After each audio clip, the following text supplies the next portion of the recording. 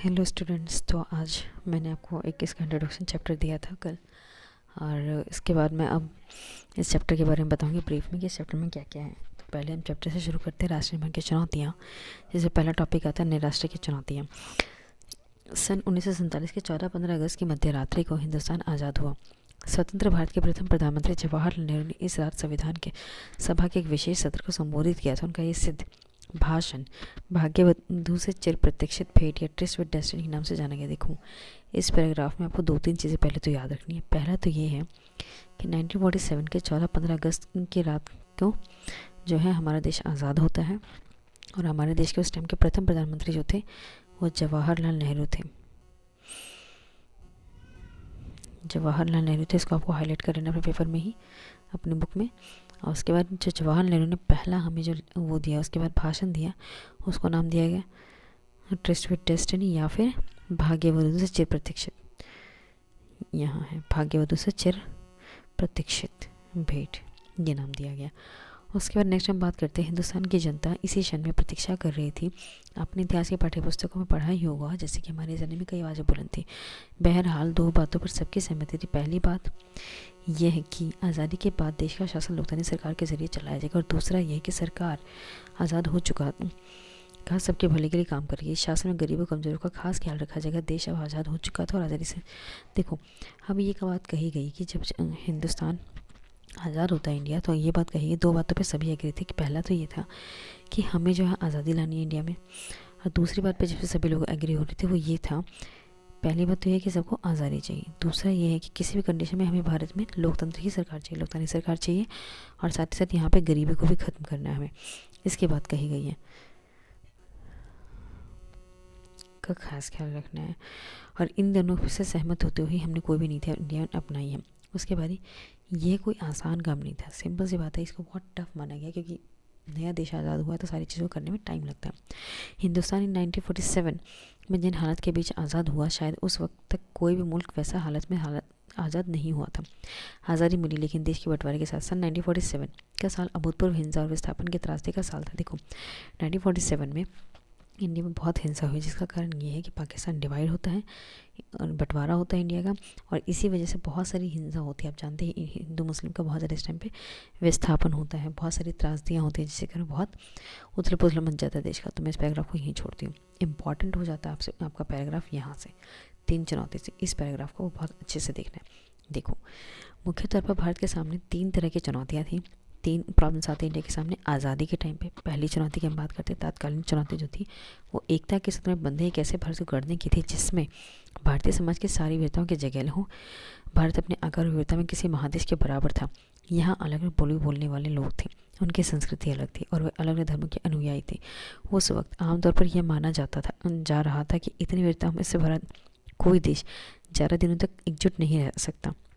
देश के विभाजन के साथ लोगों के मन में समाई यह आशंका एक तरह से सच साबित हुई थी।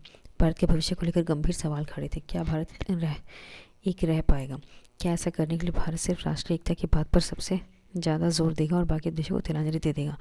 क्या ऐसे में अब देखो क्या हो, पहली चुनौती इंडिया के सामने ये खड़ी होती है कि इंडिया को ये ध्यान देना है कि उसका एकता का सूत्र बना रहे, एकता में सभी देश बनते रहें। उसके साथ ही साथ दूसरी जो समस्या आती है वो ये है कि यहाँ पे इतनी सारी विविधता, इन सबको मेंटेन रखना है।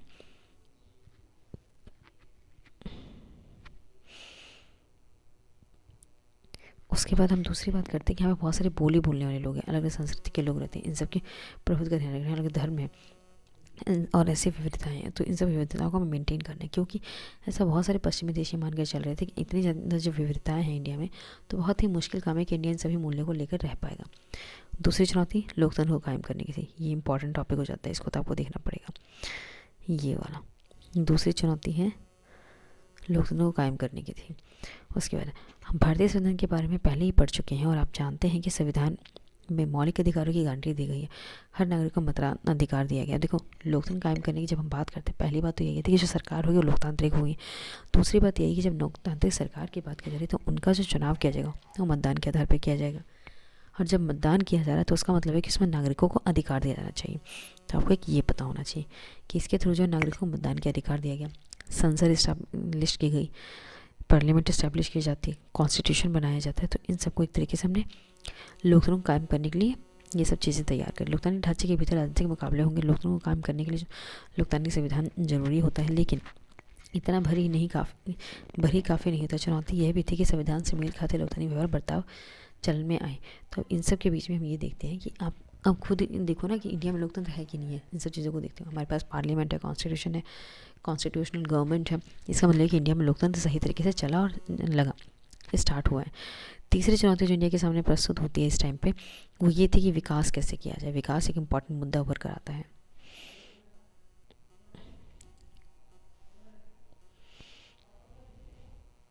तीसरी चुनौती आपकी आती है विकास की।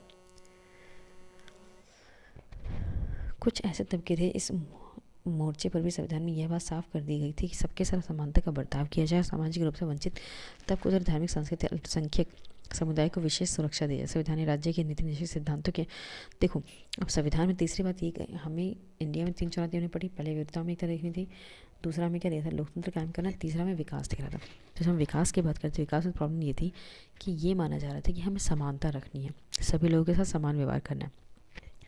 वो भी कैसे देश में जहाँ पे धार्मिक सांस्कृतिक अल्पसंख्यक मौजूद है, सबके हितों की हमें बात करनी है। तो ऐसे देश में हमें इन सब विकास को बनाए रखना है और इतनी संस्कृति के बीच में। और इसी चीज़ को लागू करने के लिए इंडिया ने क्या लेकर आई है, इंडिया लेकर आई नीति निदेशक सिद्धांत लेकर आई। और राज्य के नीति निदेशक सिद्धांत ये है आपके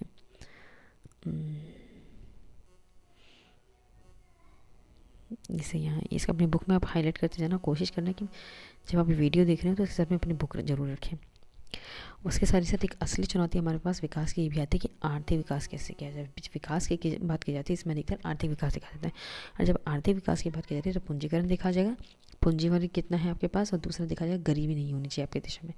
तो इन चीज़ों को हाईलाइट किया गया था इस पॉइंट के थ्रू। तो 3 समस्या हमारे पास आ गई। पहला समस्या थी हमारी, पहली समस्या तो हमारी हो गई कि हमें क्या करना है, यहाँ पे इस्टेब्लिश करना है किसी भी तरीके से, लोकतांत्रिक चुनौतियों को पूरा करना है।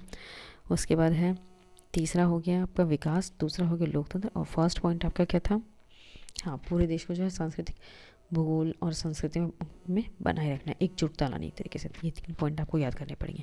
उसके बाद आज़ादी के तुरंत पर राष्ट्र निर्माण की चुनौती सबसे प्रमुख थी। पहले अध्याय में हम इस चुनौती पर ध्यान केंद्रित करेंगे। शुरुआत में इन घटनाओं की चर्चा की जाएगी जिन्होंने आज़ादी को एक संदर्भ प्रदान किया। इससे हमें यह प्रमुख चुनौती के रूप में क्यों उभरा। इसके साथ हम यह देखेंगे कि भारत ने एक राष्ट्र के रूप में अपने को किस तरह एक साझा इतिहास और साझा नीयत के फर्क पर गढ़ा। अगले 2 अध्याय में हम लोकतंत्र कायम करने और बराबरी तरह इंसाफ पर आधारित आर्थिक विकास हल कर। देखो इसमें कुछ भी इंपॉर्टेंट नहीं है, इसलिए मैं बस रीड कर देती हूँ इसको। अब आते हैं नेक्स्ट, इस पर विभाजन, विस्थापन, उपनिवेश। मैं कुछ पार्ट्स में कंप्लीट करूँगी इन टॉपिक्स को, उसके बाद फिर 2-3 पार्ट्स में जस्ट इस टॉपिक्स में कंप्लीट करने की कोशिश करूँगी। तो मैं सोच रही हूँ आज ये वाला टॉपिक कंप्लीट और कर दूँगी, उसके बाद छोड़ दूँगी मैं, उसके बाद नेक्स्ट क्लास से हम करेंगे। बाकी आप लोग पढ़िए, आप लोगों के बोर्ड आने वाले हैं आपको पास। चलिए, विभाजन, विस्थापन, उपनिवेश। देखो ये कुछ ज़्यादा इंपॉर्टेंट नहीं है, तो इसमें जो इंपॉर्टेंट रहेगा मैं उसको हाईलाइट कर दूँगी। तो 14-15 अगस्त 1947 को एक नहीं बल्कि 2 राष्ट्र भारत और पाकिस्तान अस्तित्व में है। देखो 14 अगस्त को जो है इंडिया का स्वतंत्रता दिवस बनता है, और 15 अगस्त को 14 अगस्त को जो है हमारा पाकिस्तान का इंडिपेंडेंस डे बनता है, और 15 अगस्त को इंडिया का इंडिपेंडेंस डे बनता है, क्योंकि दोनों लगभग सेम ही डेट पे आज़ाद हुए हैं और फिर दोनों अलग विभाजन हुए, इसलिए आज़ादी का दिवस दोनों का लगभग सेम ही बनता है। ब्रिटिश इंडिया को भारत और पाकिस्तान के रूप में बांट दिया गया। अपने इतिहास के पाठ्यपुस्तकों में राजनीतिक घटनाक्रम में पढ़ा है, जिसके फलस्वरूप दोनों देशों के भूभाग को रेखांकित करते हुए सीमा रेखा खींची गई। मुस्लिम लीग ने द्विराष्ट्रीय सिद्धांत की बात की। अच्छा हाँ, ये क्वेश्चन पूछा जाता है कि द्विराष्ट्रीय सिद्धांत किसके द्वारा दिया गया, तो आपको ये हाईलाइट करके मैं बता रही थी कि द्विराष्ट्रीय सिद्धांत मुस्लिम लीग के द्वारा दी गई थी। इस सिद्धांत के अनुसार भारत किसी एक कौम का नहीं बल्कि हिंदू और मुसलमान नाम के 2 कौमों का देश था, और इसी कारण मुस्लिम लीग ने मुसलमानों के लिए देखो द्विराष्ट्रीय सिद्धांत क्या था। द्विराष्ट्रीय सिद्धांत जो पाकिस्तान की मांग करता है, क्योंकि इन लोगों का ये मानना था कि इंडिया में जो हिंदू और मुसलमान 2 कौम रहती है, मतलब 2 धर्म रहते हैं, और यहाँ पे हिंदू का प्रभुत्व ज़्यादा है, मुस्लिमों का उस तरह से महत्व नहीं दी जा रही है। कांग्रेस ने द्विराष्ट्रीय सिद्धांत की जो पाकिस्तान द्वारा जो मांग की जा रही थी द्विराष्ट्रीय सिद्धांत की, उसको सिंपली खारिज कर दिया, उसने से कभी माना ही नहीं। फिर 1940 के दशक में जो है राजनीतिक मोर्चे पर कई बदलाव आए। कांग्रेस और मुस्लिम लीग के बीच राजनीतिक प्रतिस्पर्धा मतलब कंपटीशन बढ़े, ब्रिटिश शासन की भूमिका भी बढ़ी, और इसी वजह से जो है पाकिस्तान का जन्म होता है। पाकिस्तान की मांग को मान लिया था कि ब्रिटिश का इन्वॉल्वमेंट बहुत ज़्यादा था, और ये मुस्लिम लीग, इसका प्रभुत्व भी बढ़ रहा था काफ़ी हद तक, इसीलिए पाकिस्तान का जन्म होता है। विभाजन की प्रक्रिया के दौरान क्या हुआ, फैसला ये हुआ कि जिस भूभाग को इंडिया के नाम से जाना जाता था उसे भारत और पाकिस्तान के नाम के दो देशों के बीच बांट दिया जाएगा। ये विभाजन दर्दनाक तो था ही, इस पर फैसला करना और अमल में लाना और भी कठिन था। तय किया गया कि धार्मिक बहुसंख्या को विभाजन का आधार बनाया जाएगा। इसके मायने ये थे कि जिन इलाकों में मुसलमान बहुसंख्यक, देखो अभी विभाजन जो किया जाएगा वो ये माना गया कि ये धर्म के आधार पर होगा। तो धर्म के आधार पर ये माना गया कि अगर मुसलमान है तो वो मुस्लिम पाकिस्तान देश में जाएंगे, क्योंकि जिन्ना ने पहले ही कंडीशन रखी थी दूरदर्शी सिद्धांत के सिद्धांत कि हम आज जो विभाजन करें वो धार्मिक आधार पर करें, जिसमें हम मेनली मुस्लिमों की बात करेंगे। तो इसलिए ये अंडरस्टूड था कि मुस्लिम जो है वो पाकिस्तान जाएंगे और बाकी जो बचते हैं वो इंडिया में रहेंगे। तय किया गया कि धार्मिक बहुसंख्या को विभाजन का आधार बनाया जाएगा। इसके मायने ये थे कि जिन इलाकों में मुसलमान बहुसंख्यक थे वे इलाके पाकिस्तान के भूभाग होंगे और शेष हिस्से भारत के रहेंगे। तो जहाँ पर मुस्लिम अधिक है उसको इंडिया में, उसको पाकिस्तान का भूभाग मान लिया जाएगा, और जहाँ पे हिंदू मेजॉरिटी में बाकी जो इसके अलावा जो बचता है वो सारा क्षेत्र इंडिया का हो जाएगा। यह बात बेशक सुनने में ईजी लगती है, लेकिन इसमें बहुत सारी दिक्कतें आती हैं। पहली बात तो ये थी कि ब्रिटिश इंडिया में कोई भी ऐसा इलाका नहीं था जहाँ मुसलमान बहुसंख्यक हो। ऐसा कहीं नहीं था जहाँ पे मुसलमान बहुत ज़्यादा मेजॉरिटी में रह रहे हैं, वहाँ पे हिंदू मिक्स ही थे। ऐसे सिर्फ 2 ही इलाके थे जहाँ पे मुसलमान बहुत बड़ी संख्या में थे, जिसमें से एक इलाका पश्चिम में था तो दूसरा पूर्व में था। जो पूर्व है वो समझ लो आज का बांग्लादेश है, वर्तमान का बांग्लादेश, और जो पश्चिम है वो तभी पाकिस्तान है, वर्तमान का पाकिस्तान। और ऐसा कोई तरीका नहीं था कि इनको जोड़ दिया जाए। तो ऐसे में क्या हुआ, हम यही सोचते रह गए कि क्या पाकिस्तान के 2 इलाके हैं, इसको पश्चिमी पाकिस्तान पूर्वी पाकिस्तान के नाम से डिवाइड कर दिया जाए, या फिर भारत का ही हिस्सा मान लिया। और एक और बात है कि भारत का बहुत बड़ा हिस्सा था, इसीलिए मुस्लिम बहुल हर इलाके पाकिस्तान में जाने को। और ऐसी भी बात भी थी कि ऐसा ज़रूरी नहीं कि सभी लोग जो है मुस्लिम अगर हैं तो वहाँ वो पाकिस्तान जाना ही चाहते हैं। तो ऐसे लोगों के साथ क्या किया जाए। खान अब्दुल अब और दूसरी बात ये भी हम देखते हैं एक और चीज़ की, जो मुस्लिम लीग है उसमें ऐसा नहीं कि हर नेता जो है ये चाहता है कि उसको पाकिस्तान जाने ही जाना है, या फिर मुस्लिम लीग का हर नेता ये चाहता है कि पाकिस्तान का विभाजन हो ही। जैसे कि हम पढ़ते हैं खान अब्दुल गफ्फार खान, एक इम्पॉर्टेंट वर्ड है ये आपके लिए, इसको आपको याद रखना पड़ेगा, जिसको पश्चिमोत्तर सीमांत प्रांत गांधी माना जाता है। ये कभी भी ये नहीं चाहते थे कि विभाजन हो, और इन्होंने हमेशा से जो है दूरदर्शी सिद्धांत का विरोध ही किया है, लेकिन इनकी आवाज़ को अफवाह अनदेखी कर दिया गया। और उसके साथ ही हम दूसरी समस्या ये देखते हैं, ब्रिटिश इंडिया के मुस्लिम बहुल प्रांत पंजाब और बंगाल में अनेक हिस्से बहुसंख्यक गैर मुस्लिम आबादी वाले थे। ऐसे फैसला हुआ कि दोनों प्रांतों में भी बंटवारा धार्मिक बहुसंख्यकों के आधार पर होगा, और इसमें जिले अथवा उसके निचले स्तर के प्रशासनिक हल्के को आधार माना जाएगा। 14-15 अगस्त 1947 के मध्य रहते तक ये फैसला। देखो यहाँ पे हम 2-3 चीज़ें पढ़ चुके हैं अभी। पहली बात अगर मैं करूँ तो यहाँ पे पहले तो ये था कि नाम बदला जाएगा, इंडिया को भारत बोला जाएगा, और जो द्विराष्ट्रीय सिद्धांत के तहत जो नया देश बनेगा उसे पाकिस्तान कहा जाएगा। दूसरा पॉइंट यहाँ पे ये देखा जाता है कि हर कोई इसमें रेडी नहीं था कि उसको जो है द्विराष्ट्रीय सिद्धांत चाहिए ही चाहिए। साथ ही साथ हम ये देखते हैं कि पूर्वी पाकिस्तान और पश्चिमी पाकिस्तान इन दोनों कैसे एक साथ लाया जाए, क्योंकि हर जगह मुस्लिम बाहुल्य में थे। तीसरी समस्या हम ये देखते हैं कि ब्रिटिश इंडिया में थे तो उनका ये मानना था कि उन्होंने क्या कहा, उन्होंने कहा कि मुस्लिम बहुल प्रांत पंजाब और बंगाल अनेक हिस्से बहुसंख्यक गैर मुस्लिम आबादी वाले थे। ऐसे फैसला हुआ कि दोनों प्रांत, देखो उन्होंने ये कहा ब्रिटिश इंडिया ने कि देखिए एक जगह मुस्लिम बहुत हैं और एक तो पश्चिमी प्रांत और पूर्वी पाकिस्तान मुस्लिम बहुत है, तो हम क्या करते हैं, हम इन लोगों को धर्म के आधार पर बंटवारा करते हैं। बहुसंख्यक को हमने देख लिया कि यहाँ ज़्यादा मुस्लिम है तो हम इस आधार पर बंटवारा कर रहे हैं, तो उन्होंने इस आधार पर बंटवारा किया। और इसके साथ ही साथ बंटवारे के साथ ये हुआ कि बहुत सारी चीज़ों का भी बंटवारा किया गया, बहुत सारी प्रशासनिक चीज़ों का बंटवारा किया जाता है।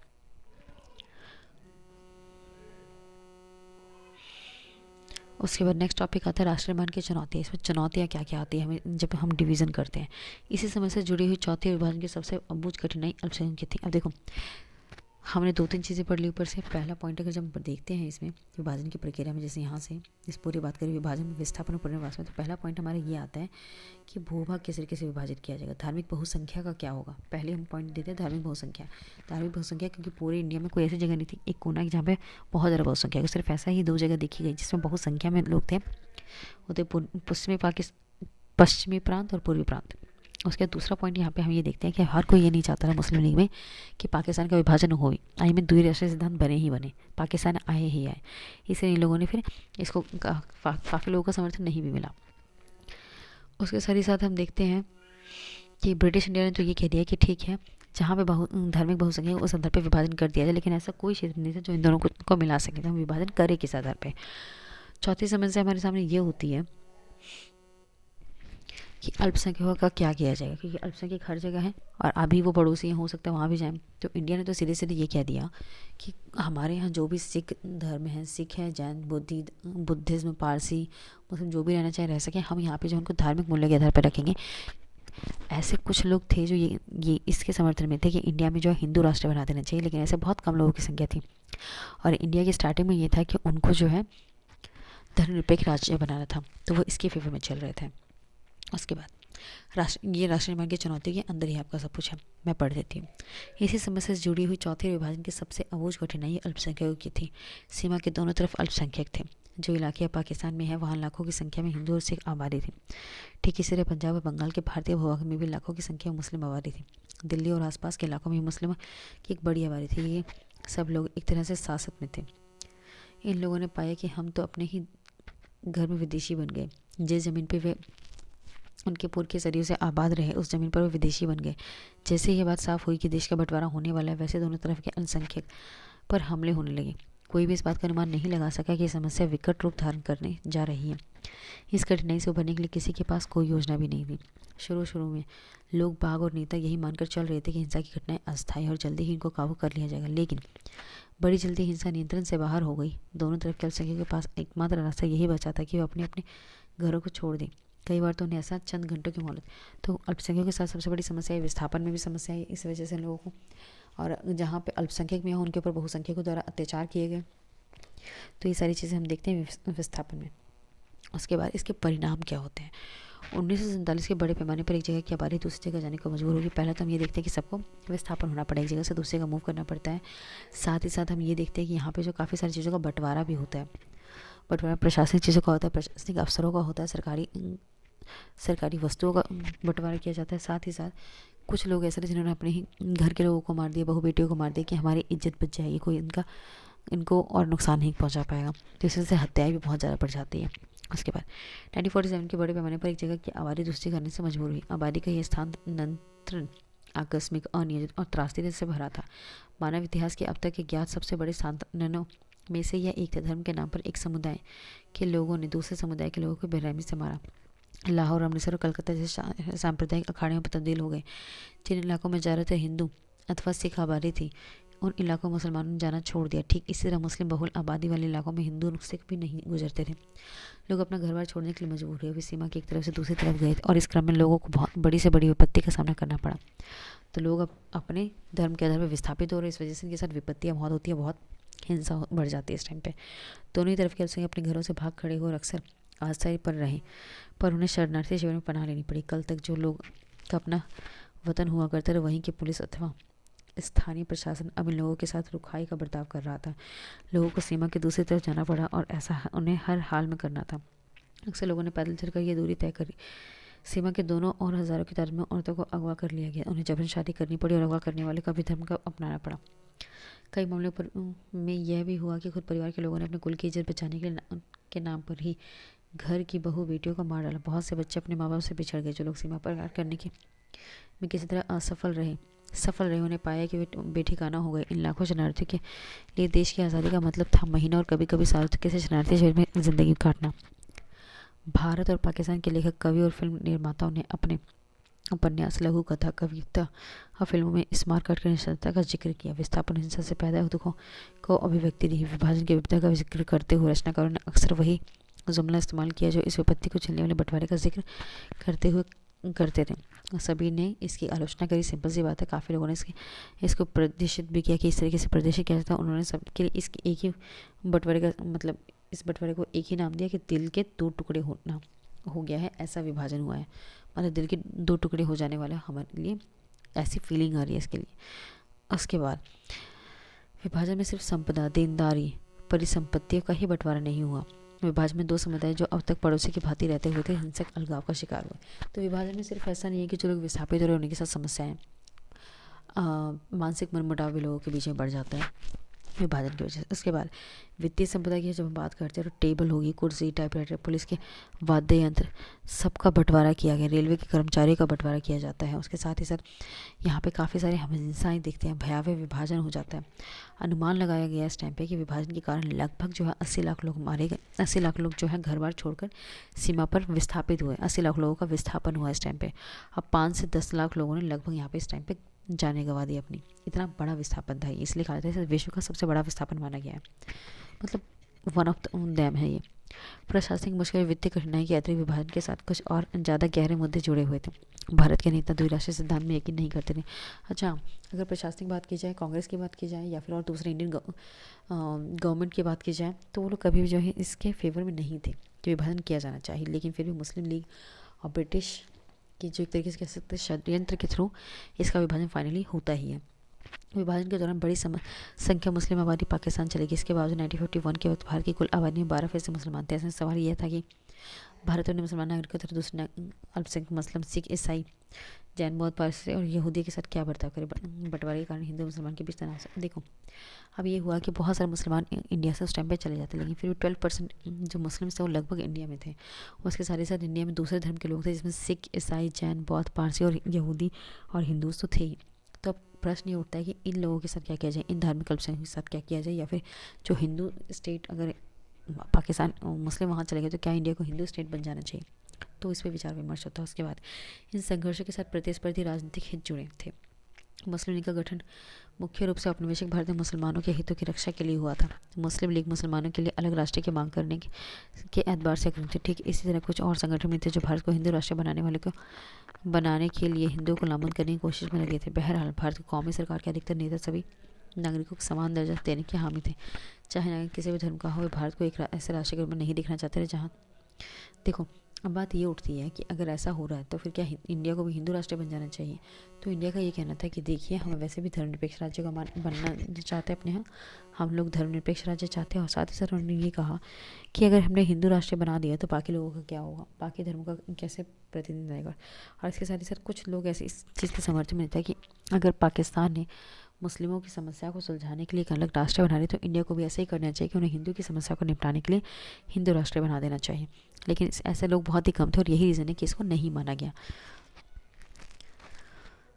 किसी धर्म के विश्वासियों के मुकाबले बाकियों को हीन समझा जाता है। वे मानते थे कि नागरिक चाहे, और उनका ये मानना था कि नागरिक चाहे किसी भी धर्म का हो, कहीं का भी हो, लेकिन उसे समानता का अधिकार तो दिया ही जाना चाहिए।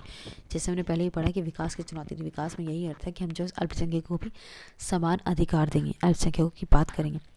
नागरिकों को कसौटी धर्म को नहीं बनाना चाहना चाहिए, और नागरिक बनाने के लिए हमें ज़रूरी नहीं है कि हम धर्म देखें, ऐसा उन लोगों का मानना था। और इसीलिए उन्होंने जो धर्मनिरपेक्ष राज्यों को अपनाया। तो इंडिया को आप कह सकते हैं कि आज के टाइम में सेक्युलर स्टेट है या फिर धर्मनिरपेक्ष राज्य है।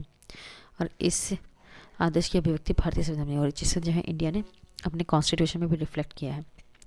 बाकी थैंक यू फॉर वॉचिंग। अगर आप यहाँ तक आ गए तो ऑफकोर्स आपको पसंद आया होगा आज का वीडियो, तो काइंडली से लाइक, शेयर एंड सब्सक्राइब करना ना भूलें। Thank you.